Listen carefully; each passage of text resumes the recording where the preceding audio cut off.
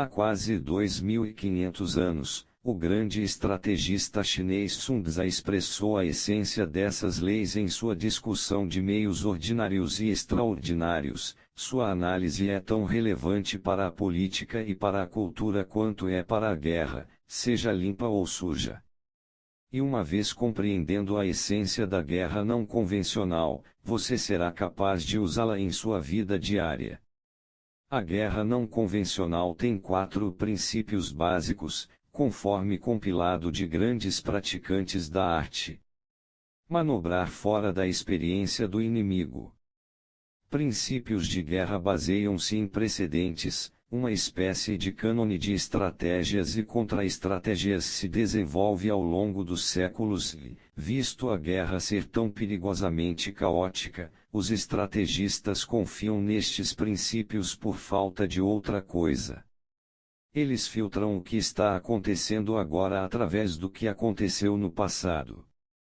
Os exércitos que abalaram o mundo, entretanto, sempre encontraram um jeito de operar fora do cânone e, por conseguinte, fora da experiência do inimigo. Esta habilidade impõe caos e desordem ao inimigo, que não pode se orientar para o que é novo e sucumbe no processo. Sua tarefa como estrategista é conhecer bem seus inimigos, depois usar seu conhecimento para inventar uma estratégia que fuja à experiência deles. O que possam ter lido ou escutado importa menos do que suas experiências pessoais, que dominam suas vidas emocionais e determinam suas reações. Quando os alemães invadiram a França, em 1940, os franceses tinham conhecimento em segunda mão de seu estilo de guerra relâmpago, a Blitzkrieg, devido à invasão da Polônia pela Alemanha no ano anterior, mas nunca a haviam experimento pessoalmente e ficaram arrasados. Entretanto, já tendo sido usada e não sendo mais estranha à experiência de seu inimigo, a estratégia não terá o mesmo efeito se repetida. Tirar do ordinário o que é extraordinário. Para Sun Tzu e os antigos chineses, fazer algo extraordinário tinha pouco efeito sem a organização de algo ordinário. Você tinha de misturar as duas coisas, acalmar as expectativas de seus adversários com uma manobra banal, ordinária, um padrão confortável que em seguida eles esperam que você siga. Com o inimigo suficientemente hipnotizado, você poderia então atacar com o extraordinário, uma demonstração de força surpreendente de um ângulo totalmente novo. Enquadrado no previsível, o golpe teria o dobro do impacto. A manobra não convencional que confundiu os inimigos, entretanto, teria se tornado convencional na segunda ou terceira vez. Assim, o general esperto poderia então retornar à estratégia ordinária que havia usado antes para prender a atenção deles e usá-la para seu principal ataque, pois isso seria a última coisa que o inimigo poderia esperar. E assim o ordinário e o extraordinário funcionam apenas caso se joguem um contra o outro em uma constante espiral.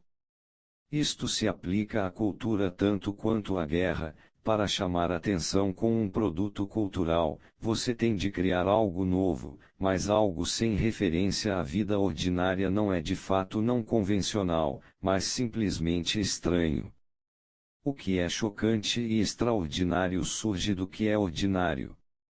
O entrelaçamento do ordinário com o extraordinário é a própria definição de surrealismo. Agir com a esperteza de uma raposa.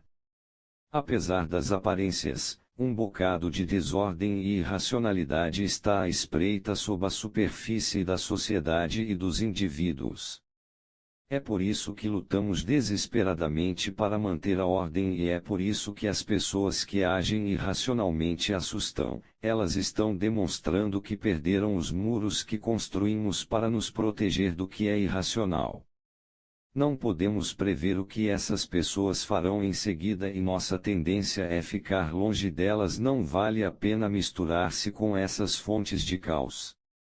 Por outro lado, estas pessoas podem também inspirar uma espécie de admiração e respeito, porque no íntimo todos nós desejamos ter acesso aos oceanos irracionais que se agitam dentro de nós. Na antiguidade, os loucos eram vistos como possuídos pelo divino, um resíduo dessa atitude sobrevive. Todos os grandes generais tiveram um toque de loucura estratégica, divina.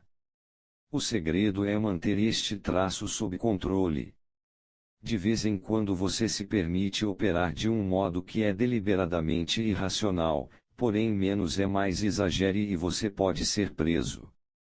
De qualquer maneira, você vai assustar mais as pessoas demonstrando um ocasional lampejo de insanidade, o suficiente para manter todo mundo desequilibrado e na dúvida sobre o que você vai fazer em seguida.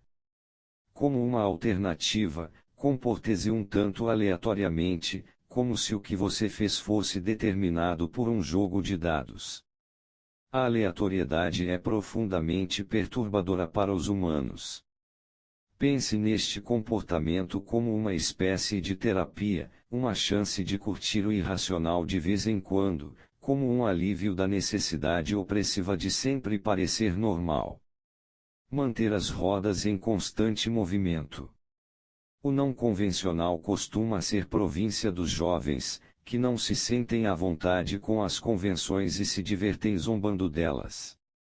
O perigo é que, com a idade, precisamos de mais conforto e previsibilidade, e perdemos nosso gosto pelo que não é ortodoxo. Foi assim que Napoleão decaiu como estrategista, ele passou a confiar mais no tamanho de seu exército e em sua superioridade em armamentos do que em novas estratégias e manobras fluidas. Ele perdeu seu gosto pelo espírito de estratégia e sucumbiu ao crescente peso da idade. Você precisa lutar contra o processo de envelhecimento psicológico mais ainda do que do físico, pois uma mente cheia de estratagemas, truques e manobras fluidas vai mantê-lo jovem.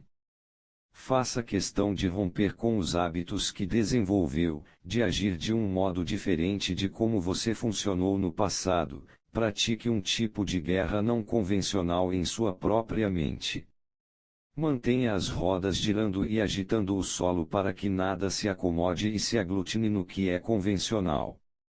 Ninguém é tão corajoso que não se perturbe com algo inesperado. Júlio César, 100-44 AC. Exemplos históricos.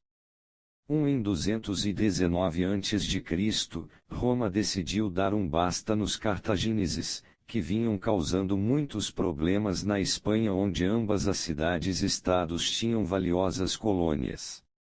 Os romanos declararam guerra a Cartago e se prepararam para enviar um exército para a Espanha, onde as forças inimigas eram lideradas pelo general Aníbal, de 28 anos de idade.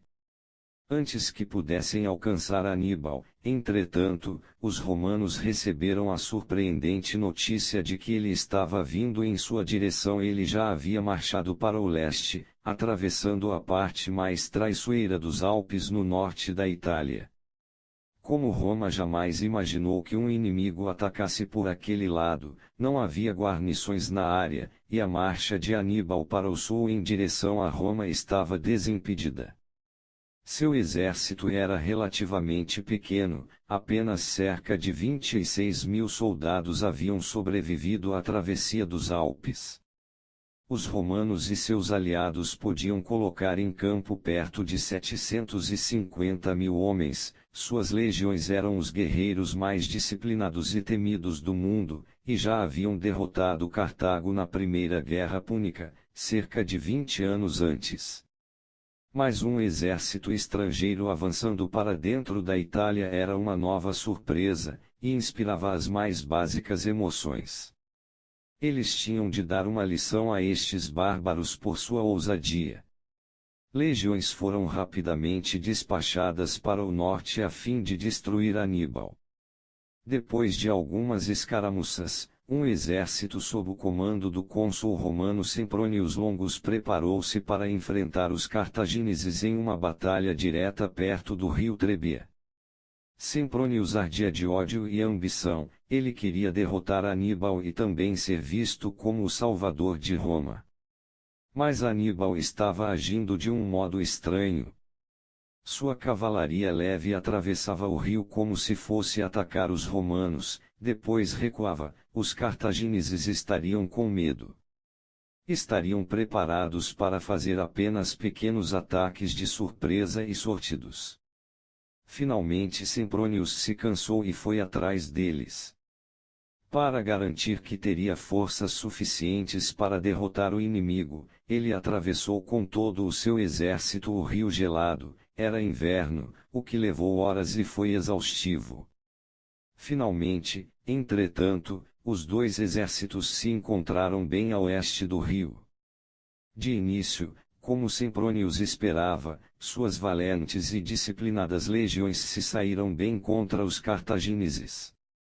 Mas, por um lado as linhas romanas eram compostas de homens de tribos gaulesas lutando pelos romanos, e nisso, de repente, os cartagineses soltaram um grupo de elefantes montados por arqueiros. Os gauleses nunca tinham visto essas feras, eles entraram em pânico e saíram disparados em uma fuga caótica. Ao mesmo tempo, como se do nada, cerca de 2.000 cartagineses, escondidos na densa vegetação perto do rio, atacaram a retaguarda romana. Os romanos lutaram bravamente para escapar da armadilha que Aníbal havia montado para eles, mas milhares se afogaram nas águas frígidas do Trebia. A batalha foi um desastre e, em Roma, as emoções iam de indignação à ansiedade. Legiões foram rapidamente despachadas para bloquear as passagens mais acessíveis nos Apeninos, as montanhas que correm ao longo da Itália Central, mas, de novo, Aníbal desafiou as expectativas, ele atravessou os Apeninos em seu ponto mais improvável, mais inóspito, por onde nenhum exército jamais passara por causa dos traiçoeiros pântanos do outro lado. Mas depois de 4 dias pelejando pela lama macia, Aníbal levou os cartagineses para solo firme.